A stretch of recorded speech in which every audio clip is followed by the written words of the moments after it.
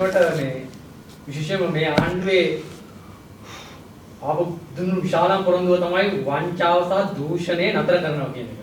එයා ආවෙම වංචාවට දූෂණයට තියලා මේ හොරා කාපු ධනෙ ගේනව විතරක් නෙමෙයි හොරා කන්න බැරි වෙන්න ක්‍රමයක් හදනවා කියලා යනවා මේ ආණ්ඩුව දිගටම වංචාව දූෂණය නැවැත්වීම සඳහා වැඩ පිළිවෙලක් ගෙන ගියා. දැන් මේ ප්‍රතිඵල කොහොමද මේ අයවැය තුලින් ලැබිලා තියෙන්නේ? ඒක ඊටාම පැහැදිලි. පළමුවෙන්ම කියන්න ඕනේ මේ අල්ලස් දූෂණ කොමිසමට ඊටාම බලගතු පනතක්. ඒ වගේම දේපොළ නැවත අත්පත් කර ගැනීමේ බලගතු පනත් පසුගිය ආණ්ඩුව කාලේ නිර්මාණය කළා අනුමත කළා. අපි බලාපොරොත්තු වුණා එකෙක් කරන්න. නමුත් මේ ආණ්ඩුව පටන් ගන්නකොට මේක දේශපාලනකරණය කළා. අද ඉන්න අල්ලස් දූෂණ කොමිසමේ කොමසාරිස් ජනරාල්වරයා පත් වෙලා තියෙන්නෙම වංචාවකින්. ඒ බව දයාසිරි ජයසේකර මහත්තයා පාර්ලිමේන්තුවේදී මනාව ඔප්පු කළා. ඔහුට ලැජ්ජ බය තියෙනවා නම් ඔහු ඉල්ලා අස් වෙලා ඒ වෙනුවට නීතිපති දෙපාර්තමේන්තුවෙන් මේකට තරඟ කරපු පුජ්‍යලයට ඔහු තමයි සුදුස්සා ඔහුට ලබා දෙන්න ඕනේ. මොකද දැන් පත් වෙලා ඉන්න කෙනා නඩු ඇහුවට නඩුකාරයෙක් හැටියට වැඩ කළාට නඩු ඉදිරිපත් කරන්නෙක් හැටියට වැඩ කළා නැහැ. එහෙම වැඩ කරලා පුරුදු නීතිපති දෙපාර්තමේන්තුවේ පුජ්‍යලයට එන එක මොකද පනතේ කියලා තියෙනවා. ඊට කලින් සරජ්ජාමාන මහත්මයා හිටියා. ඊටම නීතිපති දෙපාර්තමේන්තුවේ හිටියේ. එතකොට මේ ගැන මාධව තෙන්නකෝන් මහත්තයා ඉදිරිපත් වුණා. ඒ වගේ. එතකොට පාර්ලිමේන්තුවේ උසස්ම කමිටුවට බොරු කියලා වංචා කරලා ආපු කෙනෙක්ගෙන් කොහොමද වංචා දූෂණ හොයන්නේ?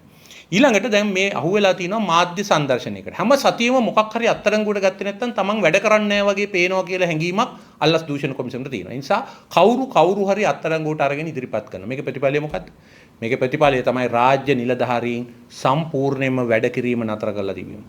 කරුණාකර අනුර කුමාර දිසානායක මහත්තයා ධනපති ආණ්ඩු ධනපති රාජ්‍යයක ඉන්නේ නැතුව හැරලා බලන්න කාර්යාලවල ටෙන්ඩර් පටිපාටි වලට ඒ වගේම අපේ තාක්ෂණ ඇගීම් කමිටුවල කිසි කෙනෙක් අත්සන ගහන්නේ මොකද මේ පහුගිය කාලේ සිදුවෙච්ච ක්‍රියාව. ඊළඟ වැදගත්ම දේ රට බංකොලොත් වුණා. බංකොලොත් වීමට වගකිව යුතු කාටද දඬුවම් දීලා තියෙන්නේ? කාටද නඩු පවරලා තියෙන්නේ? සොයා බැලීමක් කරලා තියෙනවද? නැහැ. ඒ මහා පරිමාණ වංචනිකින් ජාවාරංකාරී කිසිවෙක් ගැන කිසිම වැඩසටහනක් නැහැ. ඒ වගේම වැදගත්ම දේ මේ ආණ්ඩුවේ අයට එරෙහිව නැගෙන චෝදනාවලට කිසිම ආකාරයක ප්‍රතිචාර දැක්වීමක් නැහැ. ඉතින් කොහොමද ස්වාධීන අල්ලස් කොමිසමක ක්‍රියාකාරීත්වය ගැන තියෙන්නේ? මොකද අල්ලස් දූෂණ කොමිසම ඉතා වැදගත් පුජ්‍යලින් ගණනාවකින් යන්නේ මේ කොමසාරිස් ජෙනරාල්තුමා වෙනුවට සුදුස්සෙක් පත් කරලා මේ රාජ්‍යංශය අඩපණ කරගන්න නැතුව නේද? තමන්ගේම කකුලට වෙඩි තියාගෙන රාජ්‍යංශය අඩපණ කරගන්න නැතුව රටට ඇත්තටම වංචා කරපු පිරිස්, රට බංකොලොත්කරණයට දායක වෙච්ච දේශපාලකයෝ, ව්‍යාපාරිකයෝ ඒ ඉන්න පිරිස් අධිකරණය ඉදිරියට ගෙනල්ලා කටයුතු කරන්න. එහෙම නැත්නම් මේ සංදර්ශන හරහා වෙන්නේ රාජ්‍ය අඩපණ වීම. ඒක තමයි ඔබේ ප්‍රාග්ධන වියදම් වල 125 ප්‍රගති වාර්තාවෙන් පේන්නේ.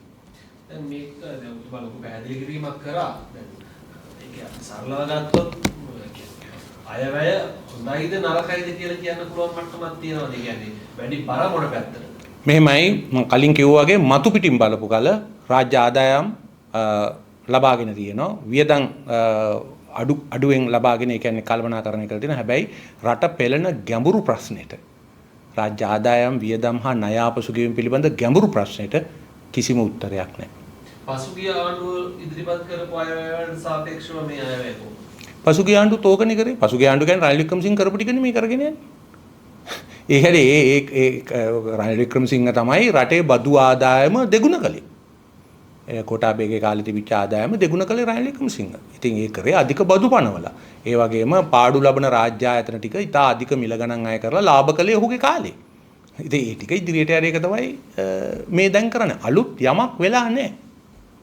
ඒ වගේම මේ වෙලාවේ මේ විපක්ෂයේ එකතු වීමක් අවශ්‍යද? දැන් මේකට රැලියක් ගැන කතා බහට ලක් වෙනවා. එහෙම එකක් දැන් ඔබතුමාන් සඳහන් කරලා තිබෙන සහභාගී වෙන්නේ නැහැ කියලා මගේ මතකෙ වැරදි නම් මේ මෙහෙම එකක් අවශ්‍යද මේ වෙලාවේ? මොකක්ද අදහස? විපක්ෂයට ඉතින් එකමුතු වෙලා විවිධ සටන් පාට යටතේ ප්‍රජාතන්ත්‍රවාදය ආරක්ෂා කරන්න, මර්ධනයට විරුද්ධ වෙන්න, එහෙම රැස්වීම පවත්වන්න පුළුවන්, එකතු වෙන්න පුළුවන්, ඡන්ද ඉල්ලන්න පුළුවන්. ඒක ප්‍රජාතන්ත්‍රවාදයේ ලක්ෂණයක්නේ. හැබැයි අපිට දැන් අවශ්‍ය රට ඉදිරියට ගෙනියන්න අප ඉදිරියේ තියෙන ප්‍රශ්න වලට උත්තරයක්. උදාහරණයක් හැටියට මේ ආණ්ඩුව ලංකා විදුලි බල මණ්ඩලය කොටස් 4කට කැඩුවා. කොම්පැනි 4ක් හැදුවා. ඒ කොම්පැනි 4 12ක් කරනවද නැත්නම් ඒ කොම්පැනි වෙනුවට ලංකා විදුලි බල මණ්ඩලය නැවත ගොඩනගනවද? අන්න ඒ වගේ ප්‍රශ්න වලට උත්තර ඕනි. ඒ උත්තර නොදී දේශපාලන සන්ධාන හැදුවට වැඩක් නැහැ. ඒවා හුදු බලය ලබා ගැනීම සඳහා මේ කට්ටියගෙන් අර කට්ටියට බලය ලබා ගැනීම සඳහා කරන ක්‍රියාවලිය. ඉතින් අපේ උත්සාහය නම් හරයාත්මක වෙනසක් ඇති කර ගැනීම මිසක් මේ ආණ්ඩුවේ මේ ජනමතයට ආණ්ඩුවට දන් දීලා තියෙනවනේ මිනිස්සු. ඒගොල්ලන්ට ඒක කරගෙන යාමට නිකන් මගදී බාල්දි පෙරලන ක්‍රමයට නෙවෙයි හරයාත්මක විවේචනයක් සහිත ජන බලයක් ගොඩනැගීම තමයි කළ යුත්තේ. දැන් වගේම මන්නාරමේ බලාගාරය සිනම් බලාගාරය සම්බන්ධයෙන් නවත්තනවා කියලා මේ කියලා තියෙනවා. කොහොමද උතුමා ඒක දකින්නේ? මං හිතන්නේ ඔය මන්නාරමේ අනික් අයගේව නවත්තයි. නමුත් අනුර කුමාර දිසානායක මහත්මයා ටෙන්ඩර් පටිපාටියෙන් ඒ කියන්නේ තාක්ෂණික ඇගයීම් කමිටුව ප්‍රතික්ෂේප කරපු කණ්ඩායමකට ලබා දුන්නා ටෙන්ඩරේ. ඔහු අයවැය කතාවේදීත් ඒක මහා ආඩම්බරෙන් කිව්වා. ඒ ලබා දුන්නේ නැති එක හේතුවක් තමයි සැකයක් තිබුණ මුදල් විසුද්ධිකරණය ගැන. ඒ මුදල් විසුද්ධිකරණය හරහා තමයි මේ ගාන අඩු කරලා තියෙන්නේ කියලා.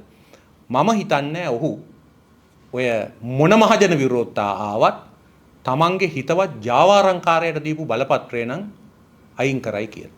අනුර කුමාර දිසානායක ඒක අයින් කළොත් අපිට හිතා ගන්න පුළුවන් ඔහු යම් කිසි විදිහකට අවංක නායකයෙක් කියලා. නමුත් ටෙන්ඩර් කමිටුවක් ප්‍රතික්ෂේප කරපු හේතු දක්වලා ප්‍රතික්ෂේප කරපු කණ්ඩායමකට අලුත් ටෙන්ඩර් කමිටුවක් මගින් අවසරය දීලා බලපත්‍රයක් දුන්නු ජනාධිපති කෙනෙක්ගෙන් මේ මහජනයාගේ විරෝධතාවය මත නවත්තයි කියලා හිතන්න බෑ. ඉස්සරහට එනේම නවත්තයි. නමුත් අරක ක්‍රියාත්මක බව තමයි මට කියන්න තියෙන්නේ. ඒ වගේම මේ ජනාධිපතිවරයාගේ වියදම් පිළිබඳව කතා වුණා අයවැයට පෙරත්.